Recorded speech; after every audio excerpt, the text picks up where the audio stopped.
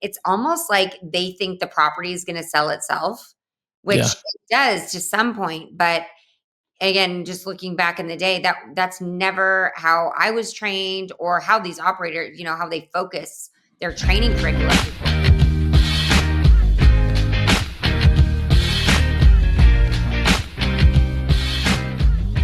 This episode of the Student Housing Insight Podcast is sponsored by the Guarantors. If you're an operator, you know the importance of a parental guarantor. Having parental guarantors legitimizes your rent roll. But have you ever tried collecting from a parental guarantor after their student skips out or they have to be evicted? How quickly were you able to recoup lost rent from that parental guarantor? The truth is, if things get to a point where a student skips out or is evicted for non-payment, the parental guarantor doesn't care about their credit score. There may have been a job loss or even a divorce. No background check is going to tell you which parent is about to leave their spouse or has an employer who is about to downsize. So how do you eliminate that risk? I mean, reducing risk is like the top 3 responsibilities of a property manager. Well, the Guarantor's rent coverage product does just that. Not only will it ensure that you can quickly recoup lost rent, but it will also increase your prospect to lease conversion rate because you're not waiting on a parent to provide their information. This product makes so much sense for student housing assets, and that's exactly why I'm now advising my asset management clients to forget about parental guarantors and talk to the Guarantors. You can find more information about their rent coverage product as well as other risk reduction products they provide to the student housing industry by going to theguarantors.com/student. You can also find the link in the show notes.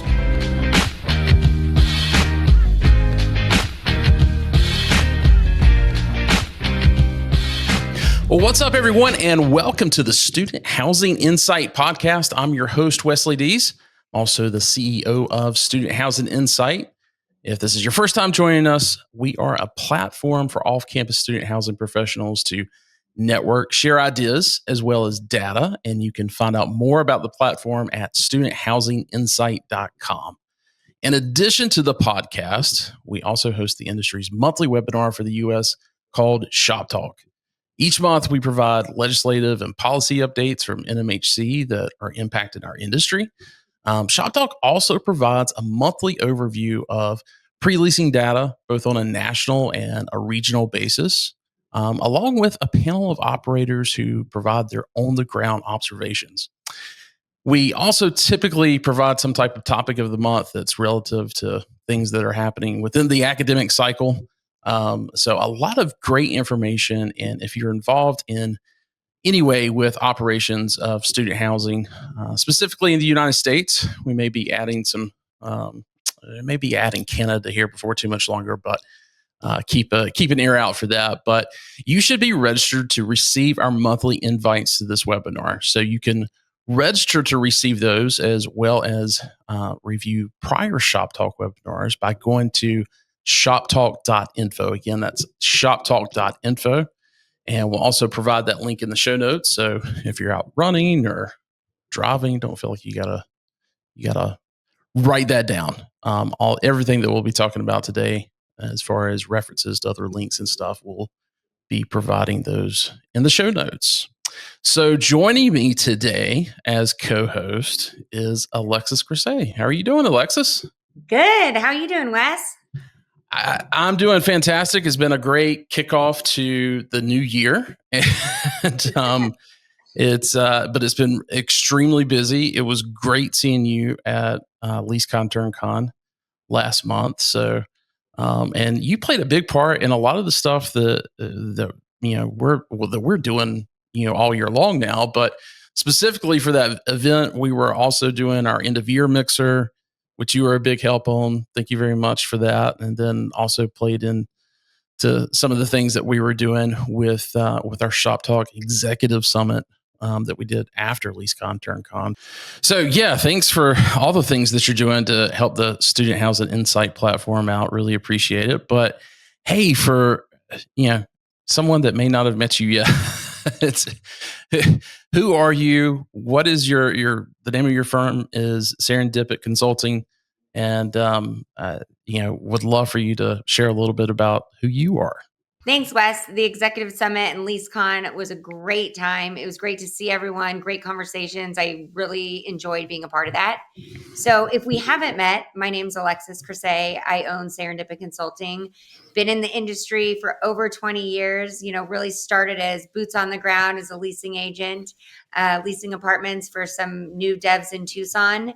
And worked my way through the ranks. Absolutely love the student housing industry. So I decided to start my own firm, Serendipit Consulting, to really help developers, owners, operators with all things from brand creation, leasing training, really creative marketing strategies to stand out in the market.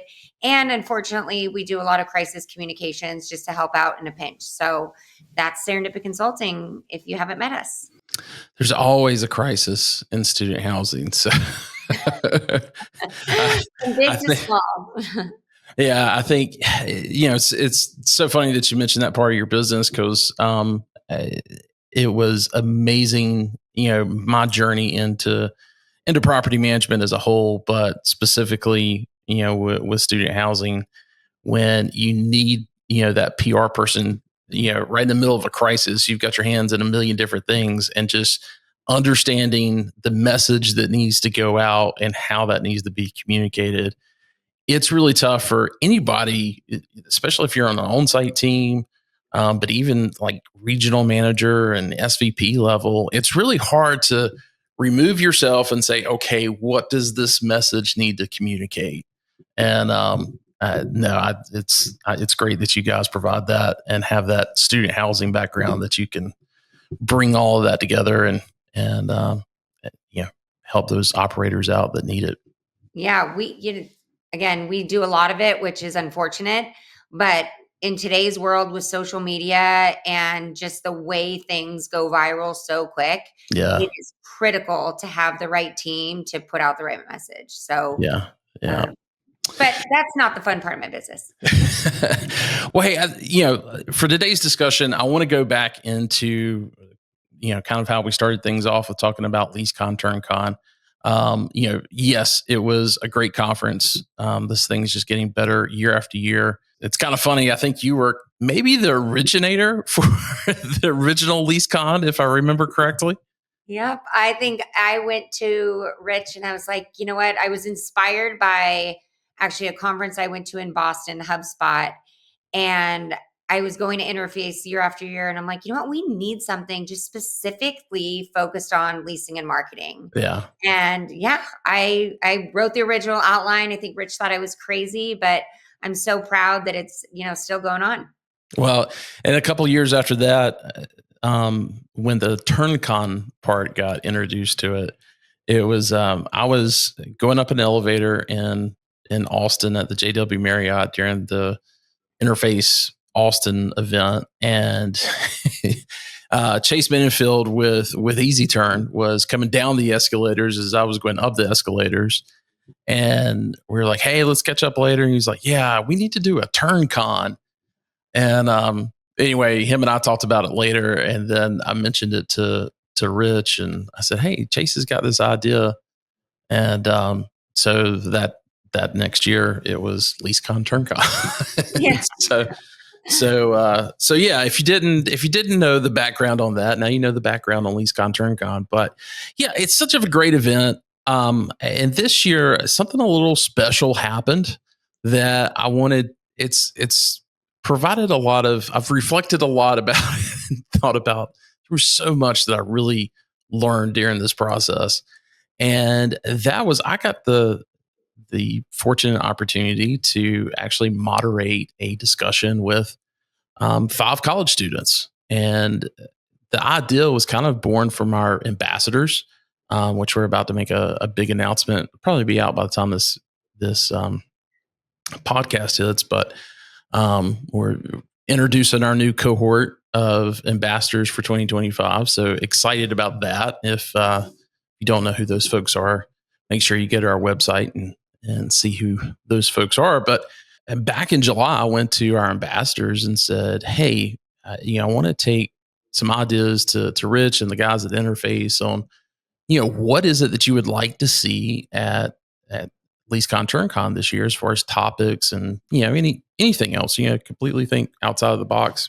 Can't remember exactly who it was, but they said, it'd be great to really be able to see, hear from, I should say, from our customers, which are students, if we could put together some type of student panel.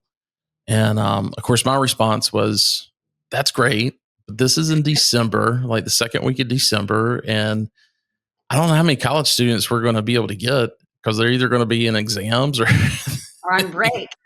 But I proposed the idea to Rich. He loved it. And we were kind of off to the races. And I was fortunate enough to be able to find 5 students.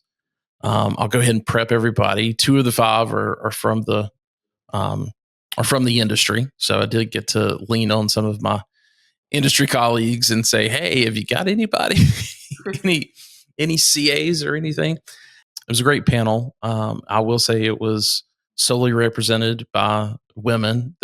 We had no guys on it. We did have someone that was supposed to be there that was actually a previous football player at Texas Tech, but I think the weather kept him grounded and he wasn't able to make it. But we did have the 5 ladies, and it was good. We'll get into. I'm going to play a little bit of what a little clip, I should say, regarding what our topic is about today. But when I got done with it, you and I were talking, and I think you asked me what was wrong, or how did you think it went, or something like that. Because I think I was clearly wearing some disappointment on my face, and I said, the thing that just really got to me was a question that I asked about, was there a relationship or the way that a staff, when I say a relationship, I mean a relationship with a leasing agent that was developed, or just an experience with the leasing staff that made you think, okay, this is where I want to live because of something they said, something they did, how they made you feel. And the answers were a little disappointing. There was no, I knew Sally and she did this and followed up with me and talked to my parents. And, there was none of that. It was, in fact, you'll hear from one of the folks, Stephanie, she just says, it was just pretty much on par and she's at USC in Columbia, South Carolina. And, it's a major tier 1 school. And it was just like, that's not the answer I wanted to hear, because, the management company spent a ton of money on training sales, leasing agents. And it was just, I don't know. It was disappointing. And I think I said, or maybe you mentioned it, or we're like, we've got to do a podcast on it. And I'd also mentioned it the next day in the Shop Talk Summit to the executives that were there. And I'll get into a little bit more about what they said when I mentioned that disappointment. But for someone that's listening to this right now and they're like, oh, I wish I was there, I wish I could have heard this, I've actually got the video. So I'm going to go ahead and play it now. Now we're kind of at that final decision mode. And I really want to kind of ask, how much did the on-site staff that you were working with, how much did they really play into you making that final decision? And or was it not really something that you guys took into account? So one of my roommates specifically, she wanted an end unit. That was like her biggest thing. She wanted to be on the very end, had nobody on both sides of her. And she called, the guy on the phone immediately was like, yeah, for sure, that's not an issue. Gave us the unit we wanted.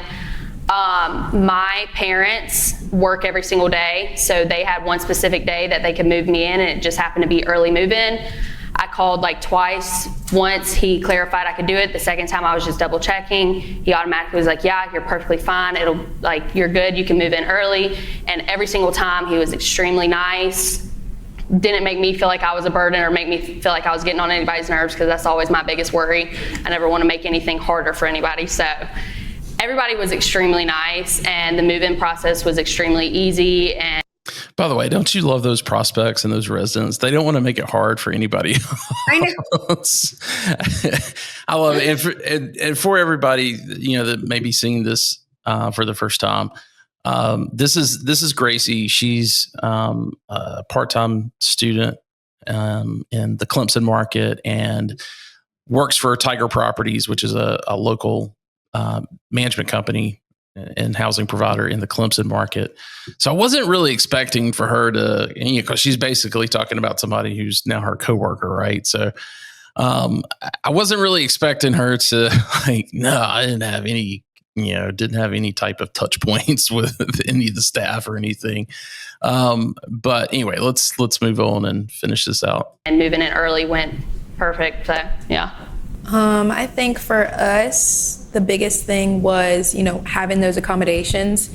We were looking for a 4-bedroom. They didn't have any available, but they took the time to really sit us down and let us know our options and, really made it so we can still kind of get that feel of living together next to each other on the same floor, even though they didn't have what we initially were looking for. And I think because they were so transparent about that and really helped us visualize what we would be getting instead of what we saw, that was a big deciding factor.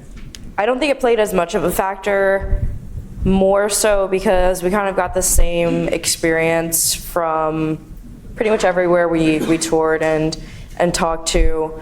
And I will say in Columbia, it's not always the greatest experience with management. Generally, it's kind of subpar, unfortunately, but because pretty much everywhere is the same, it really didn't play much of a factor in deciding. Yeah. And that right there is when the disappointment hit my face, and it was there the rest of the day. I could not knock it. I couldn't get over it. I was like, what? I know all the operators at USC. That shouldn't have been the experience. And we've got one more, Hannah, and before Stephanie, it was Linnea, I think is how you pronounce her name. She was at College of Charleston, and then Hannah, who's coming up next, she was also at College of Charleston. So let's play that. Our management people were very kind to us, even though we had that experience where we went to try and tour and there was no rooms available. Well, since then, they've changed that and they let you tour rooms that are occupied because they've actually toured our room. But other than that, we really didn't have a lot of experience with them. They were very kind when we did, but didn't talk to them much. Okay. So, that didn't make me feel any better. I was hoping there would be some type of redemption, but it just wasn't there. So that's when, after all of that, saying, hey, I'm really disappointed about this. And even thinking about it the next night, or that night. And then the next day we go into the Shop Talk Executive Summit, which for those that haven't been to, this is the second year in a row that we've done this Shop Talk Executive Summit. Doesn't really have anything to do with Shop Talk. It's just the fact that we're talking shop, and it's really a workshop is what it comes down to. We're talking about things that, quite honestly, I'm in on the consulting side. I'm around operations all the time, but I'm not as intimate with that as what I used to be when I was a chief operating officer, right? And so these workshops are fantastic for me to really kind of get focused on what the operators in the industry are thinking about, what they're worried about, things that they see coming down the road, things that they're currently, is creating roadblocks for them or causing some kind of concern, so that we can take Shop Talk and this podcast and, other parts of our platform and try to create content around it to help those operators. So very, very fortunate for the folks that have attended those. And if you were there this year, I think you got a lot out of it too, because it's really, it's good to kind of hear from other folks and see that, they're dealing with the same issues, or hearing from somebody that is dealing with an issue that you never thought about, and you were like, okay, I got to get back to the team, and we got to come up with a resolution for this. So, And you know what's so cool, Wes? Everyone was so open and honest, and like there was no like hesitancy, which I thought was funny because some discussions got kind of heated. But I think that's what was so cool about it. It was just very informal, but so informative for everyone because they were able to really share what they're yeah, experiencing.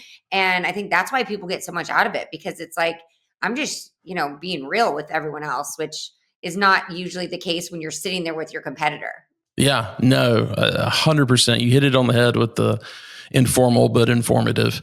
And so I brought this, issue up of, hey, I was really disappointed, about this response specifically from Hannah and from Stephanie, and just kind of put it at their plates of, are you guys experiencing this, or were they just way off base, or what? And they said, no, it is an issue, and probably even more so in a lot of their tier one markets, because you've got to look over the past, 3 or 4 years, and especially the past 3 cycles specifically. Velocity has been so high, as far as pre-leasing velocity has been so high at the beginning of the leasing season. And a lot of especially in tier one, you've got a lot of demand. Now there's some questions and some things that we'll probably even talk about if that demand was, it seems like a lot of that demand may have been fabricated is not the word I want to use, but I can't think of a better word. But with things like TikTok and other things that were going viral about, markets where there really was high demand and low supply, like in Knoxville and Athens and, some other locations like that, it put this worry in every, freshman and sophomore college student that was out there of, oh gosh, I got to get on it. My friends are dealing with this. I'm seeing this happening on TikTok, and this year, from what we're seeing, it seems that they've pulled back on that right now. We're recording this the day before our January shop talk, and I can tell you we're going to be reporting tomorrow that we're nationally 2.5% behind year over year. So, and most of that is in are in the tier one markets. But anyway, but no, they said that there a lot of their leasing agents, their sales force, really ended up becoming inside salespeople. They were order takers. And even though they did the same training that they did before, and have continued to do, there's some new digital tools that, probably creates a little bit of separation, from in that experience, in that sales experience. But they're not using the tools that they're training them with as far as how to build value during that process, not just immediately give out rates, talk about the property, talk about the needs of the resident or the prospect, and show how this property can meet those needs. Yeah, And it's interesting, Wes, like on some of these tier one markets, I wonder because I just was shopping in the Tempe market, and that market is, every property is insanely cool, and everyone's just trying to one up each other on amenities. But it's almost like they think the property is going to sell itself, which yeah, it does to some point. But again, just looking back in the day, that's never how I was trained or how these operators, how they focus their training curriculums. It's all about building that rapport and creating that unique experience and driving value. But it's like these kids are going through the motions a little bit. And that's where that lack of like unique experience or passion or anything is really coming through. I thought it was interesting too. I mean, no one on that panel knew the name of their leasing agents. that was like I said, that was the feedback I got from the executives was, that were attending the summit, that look, there's nothing that we've changed. It's just been the fact that they haven't had to pull, that training out of their back pocket. And, now we've got, a staff that we're having to work more and more with. So I thought it would be a great opportunity to bring you on board because you work with site staff, with a lot of your clients to get, if it's a new dev or whatever the situation is, and training those folks. And I really wanted to bring you in just to kind of get your perspective and maybe some thoughts on, how operators can overcome it. So with that being said, I'll just I know you've got a couple of things at the top of your mind you want to talk about. So I'll just let you go with it. Yeah. I mean, I've been shocked too. I mean, there's always that like diamond in the rough who's like, really excited and is your superstar leasing agent, and probably just that natural salesperson, in life. But I was underwhelmed too when I toured, like I said, in Tempe. Everyone is just kind of going through the motions. And I've been racking my brain, like, what is it? Because again, I sat through some training, and a lot of people go through Grace Hill, and it's that foundational training of your skills. And then they're doing the tour shadowing and role playing. But I just don't know if it's enough, because these kids are so used to hiding behind their devices via text message or Snapchat. It's almost like they need to be trained how to build relationships face to face. Yeah. It's almost this other fundamental skill that we need to be teaching them, not just sales. Like, it needs to start almost way before the sales piece. They need to talk about, okay, this is how you build relationships with people. So that's one thing that was kind of like an epiphany when you see them after the tour and they've done their follow-ups, and then they're sitting there, back on their phones. It's like they'll all be in a room together and texting each other next to each other, which is so odd to me. The other thing, turnover is a really big problem. I mean, I think the industry standard right now is 40% or above. So as soon as we're getting that leasing agent that we're loving and their closing rates are great, we're losing them. So, we're starting from scratch. So that's a challenge. I also Let me ask you this question, because I think you've done it enough. I think you can speak to this. How's the best way of, when you're onboarding a new salesperson, a new leasing agent, what's the best way to really kind of create a baseline of, hey, these are the things they need to work on. Here are the things that they probably need to double down on because they're really strong at it. What kind of process do you kind of go through, and what are some things you've kind of done to, kind of establish what that baseline is? Well, for me, while the computer training and all that's great, I have always felt like, diving in and role playing and just like practice makes perfect is worked for me. So whenever I'm training staff, I would do like a demonstration of how I would answer the phone, how I would follow up, how I would tour, and then talk about key things that they saw that, really impacted them, have them role play it, and then kind of critique along the way. But another thing is like, excitement and enthusiasm is contagious. Like, your prospects are going to get excited if you are excited. Some of these tours, again, like I say, going through the motions, it's like they're just going through the motions. So I'm constantly like helping these team members, whether it's annoying, but smile when you're on the phone, use voice inflection, and get excited, because look what you're showing people. I mean, this is unheard of. Most college kids don't live in communities with a rooftop pool and a jumbotron. I mean, it's insane. Like, so they should be excited to be showing this property. So we work on a lot of that. And again, just if they are, again, asking for the sale, I think a lot of these students are afraid for some reason to ask for the sale. Yeah. They'll go through the motions, and then they're like, okay, thank you. Have a nice day. Yeah. And I'm constantly reminding them, you guys, the last thing you should be doing is, all right, let's sign a lease. Let's get your application in, and assume that everything you did was right and they're excited to live there. So again, for me, it's really just that like role playing and instantaneous critiques, and doing it over and over until they've got it down.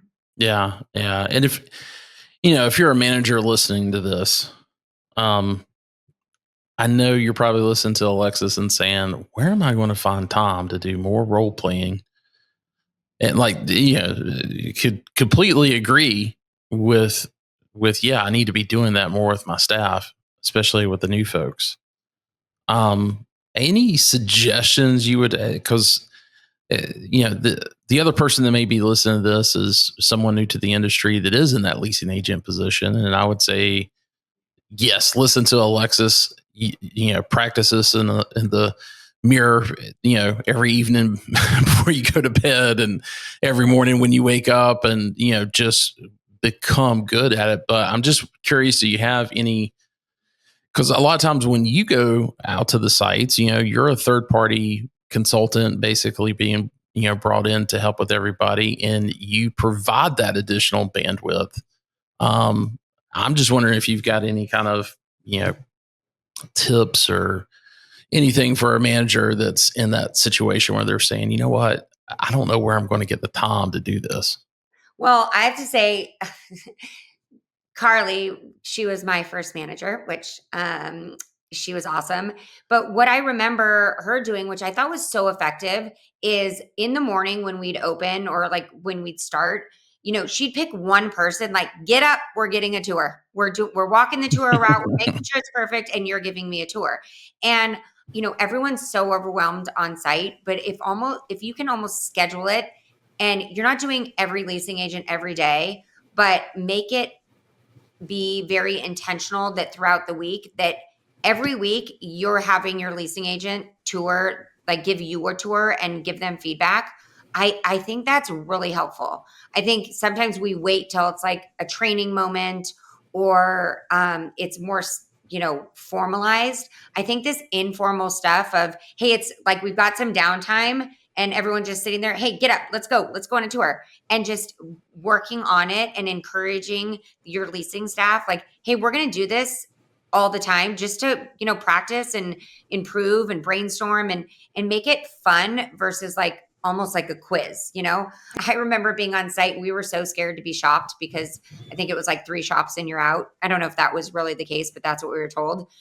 So we would sit there and we're like, is that person a shopper? Did they have a camera? And so we were always wanting to be on our A game. And I don't know if it's changed now from the shopping experience, but I just think if you ever have any downtime, even if you can't do a tour of the whole property, like, hey, just walk me through the amenities. Let's see what's going on today. Like, how are you showing up?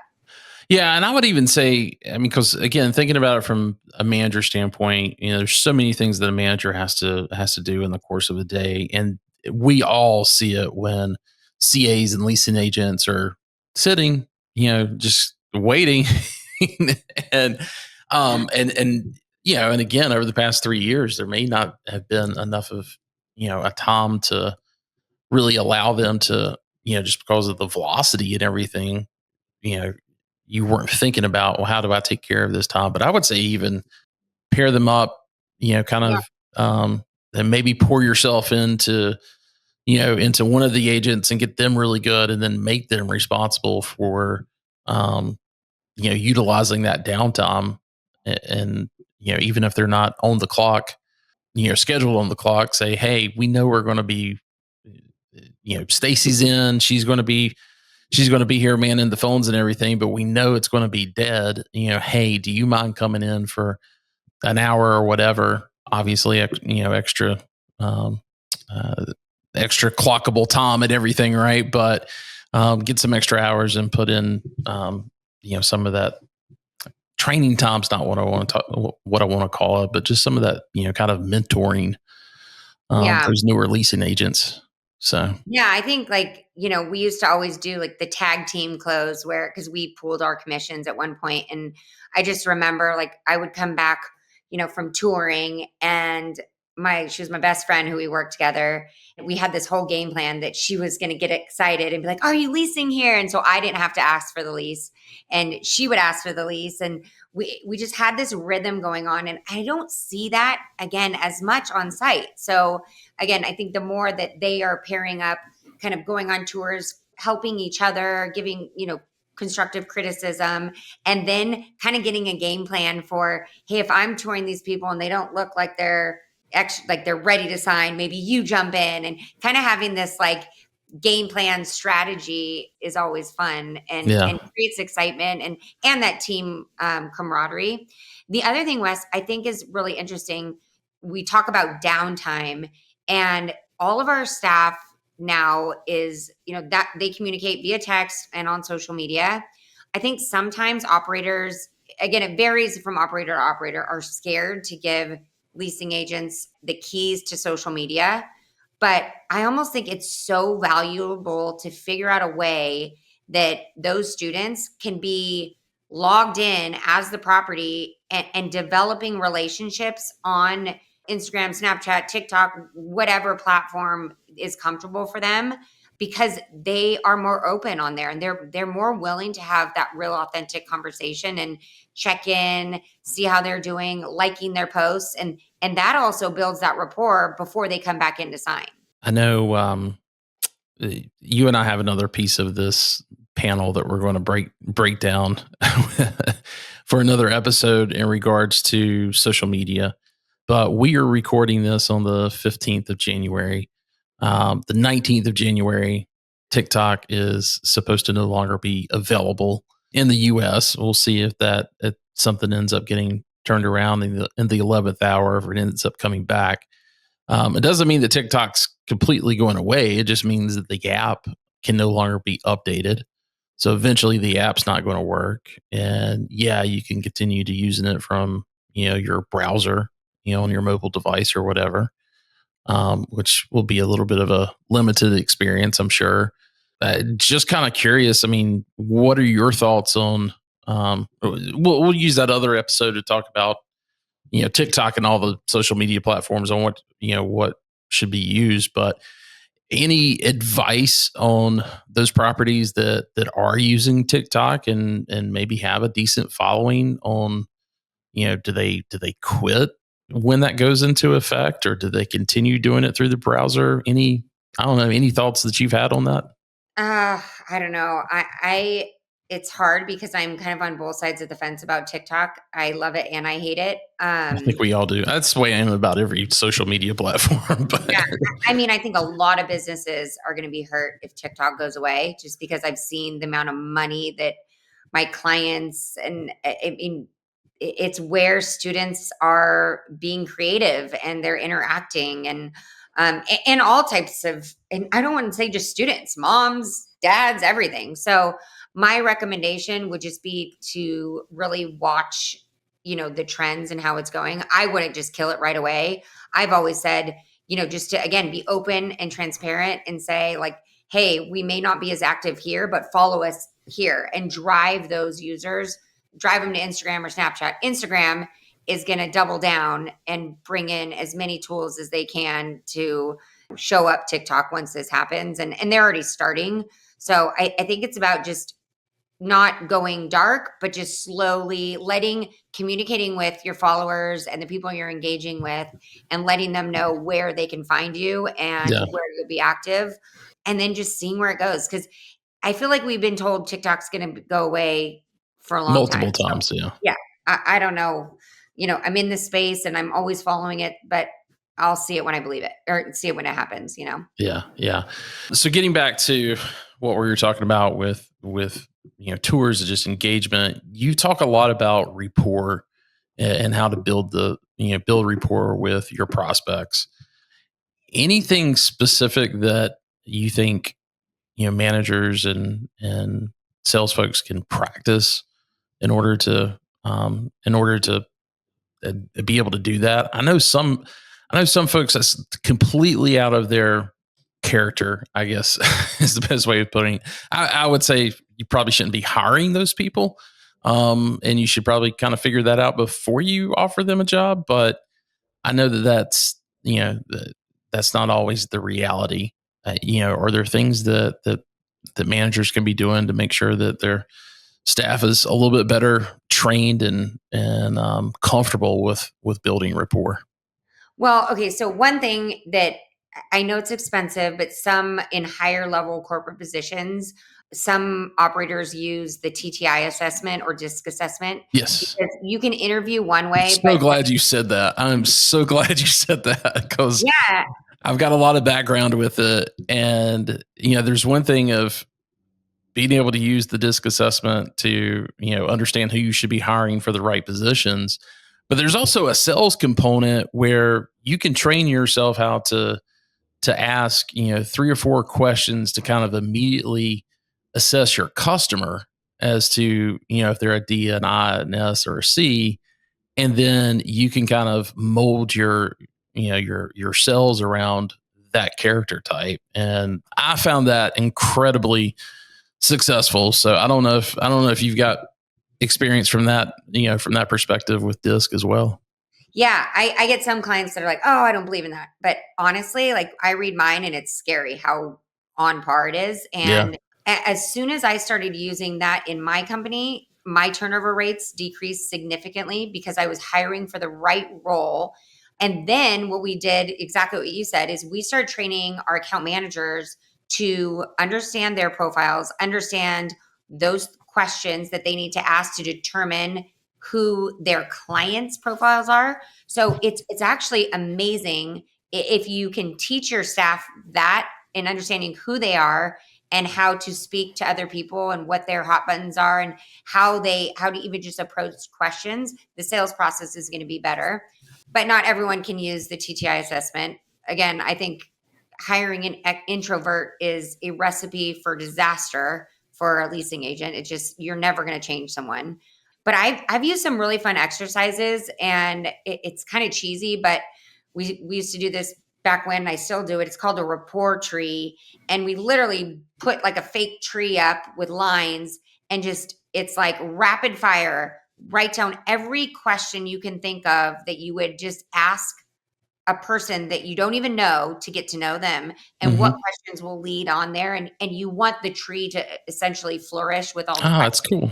It's just a fun like activity in a team meeting that you can do.